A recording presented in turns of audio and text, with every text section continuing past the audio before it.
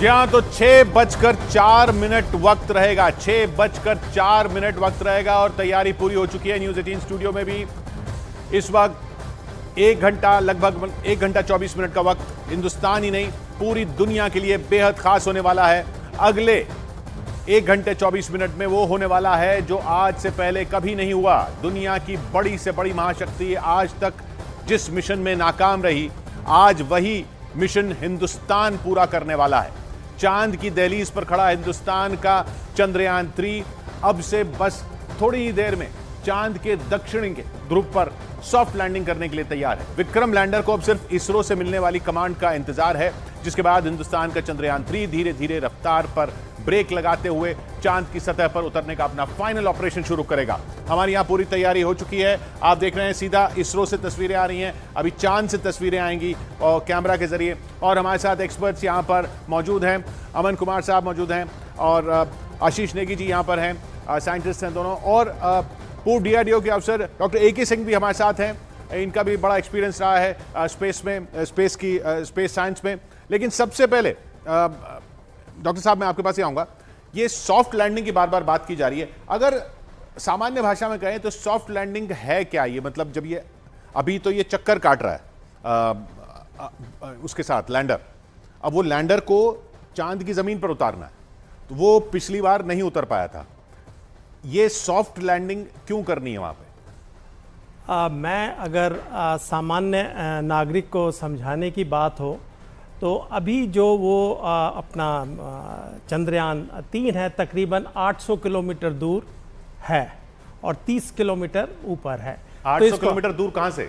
जहां पे टेंटेटिव, जहां पे वो लैंड करेगा, जो लैंड करेगा वो मतलब टेंटेटिव जहां पे, हाँ। क्योंकि इस चंद्रयान 3 के लिए 4 किलोमीटर बाय 4 किलोमीटर का दायरा जो है, 4 बाय 2.5 किलोमीटर लगभग शायद, चलो 4 बाय 2.5, जो कि पिछले चंद्रयान 2 में 500 मीटर बाय 500 मीटर था। ये भी इस बार का चेंज है कि उन्होंने मतलब इस दायरे को अगर इसको ऐसे समझे, पिछली बार चंद्रयान 2 में आधे किलोमीटर बाय आधे किलोमीटर का दायरा था, उसके अंदर ही उसको लैंड करना था। इस बार 4 किलोमीटर बाय 2.5 किलोमीटर का प्लॉट है एक तरह से, वहां पर लैंड करना, वहां पे लैंड करेगा। तो वहां से तो अभी उसकी रफ्तार जो है वो बल्कि जेट प्लेन से भी 10 गुना ज्यादा है। अच्छा, तो उसको जब सॉफ्ट लैंडिंग को कहें कि हमने उसकी रफ्तार अभी वो ऑर्बिट में ऐसे ऑर्बिट में है, ऑर्बिट में उसको फिर हम डिसेंट करेंगे, वो 4 फेज में होगा, उसकी भी गहराई में जाया जा सकता है। तो अल्टीमेटली इसको हम इसकी गति को नियंत्रित करके इस तरह चाहते हैं कि धड़ाम से ना गिरे, बहुत सहजता से ये गिरे और अपने पांव पर खड़ा हो जाए। नहीं तो इसमें अमन जी आप मुझे ये बताइए, ये ऑर्बिट में जैसे घूम रहा है स्पीड में, जैसे सर ने बताया कि वो बहुत हाई स्पीड पे है, अब हाई जेट से भी ज्यादा 10 गुना ज्यादा स्पीड पे चल रहा है। अब उसको लैंड कराना है तो वो धड़ाम से ना गिरे। अब चांद पे तो गुरुत्वाकर्षण शक्ति जो ग्रेविटी है वो ही बहुत कम है, धरती की तरह तो है नहीं, बिल्कुल, तो 1/6 है, तो वो धड़ाम से क्यों गिरेगा? क्योंकि उसकी स्पीड ज्यादा होगी, स्पीड 6000 किलोमीटर पर आवर की स्पीड पे इस टाइम पे वो घूम रहा है अपने ऑर्बिट में। अभी इस वक्त 6000 किलोमीटर पर आवर, यस।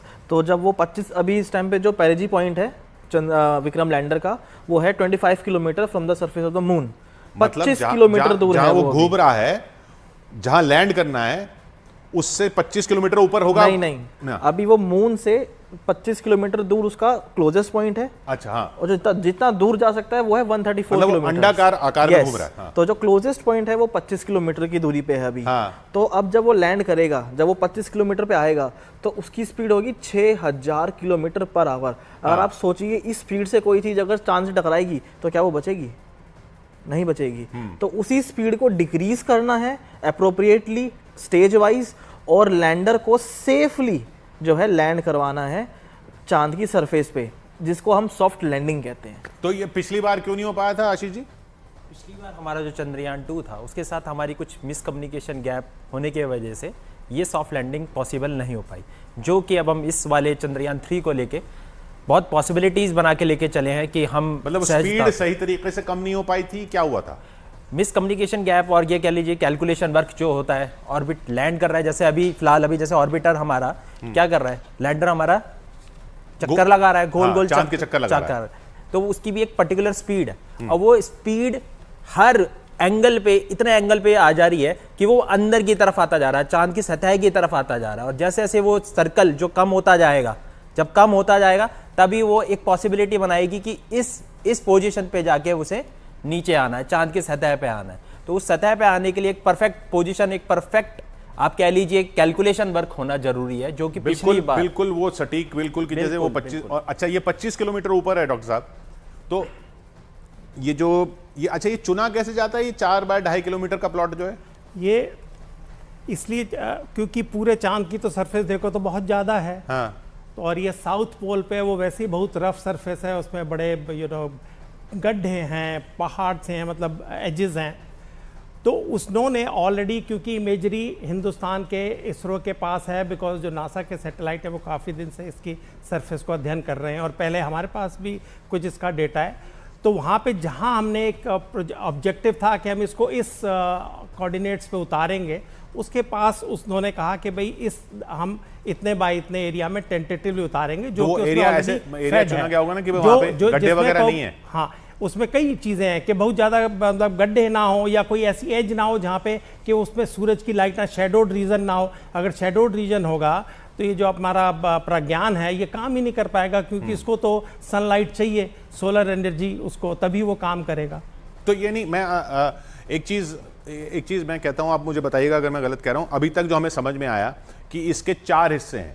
एक तो हो गया रॉकेट जो ऊपर लेकर गया है, दूसरा हो गया ऑर्बिटर या प्रोपल्शन मॉड्यूल, इसमें जो है जो रॉकेट से धरती से उधर गया और फिर ये चांद की कक्षा में चक्कर काट रहा है वो ऑर्बिटर से। ऑर्बिटर के साथ या मॉड्यूल, प्रोपल्शन मॉड्यूल के साथ फिर एक लैंडर है, जो लैंडर चंद्रयान 1 में नहीं था, चंद्रयान 1 में सिर्फ ऑर्बिटर था। तो ये लैंडर जो है ये तीसरा हिस्सा हुआ, ये लैंड करेगा चांद की कक्षा से निकल के चांद के ऊपर। फिर उसके अंदर रोवर है, लैंडर के अंदर वो रोवर जिसका नाम प्रज्ञान, वो निकलेगा इसमें से। अगर ये सही लैंडिंग कर गया और वो सही निकल गया तो फिर वो स्टडी करेगा। ये चार हिस्से हैं, ये मैं सही कह रहा हूं? हमारे साथ जगह जगह से लोग भी जुड़ रहे हैं। इसरो से हमारे साथ इस वक्त सबीना भी जुड़ी हुई हैं और नेहरू प्लेनेटेरियम से हमारे साथ प्रियंका है। लेकिन सबीना, अभी क्या हो रहा है वहां पर, क्या पता चल रहा है?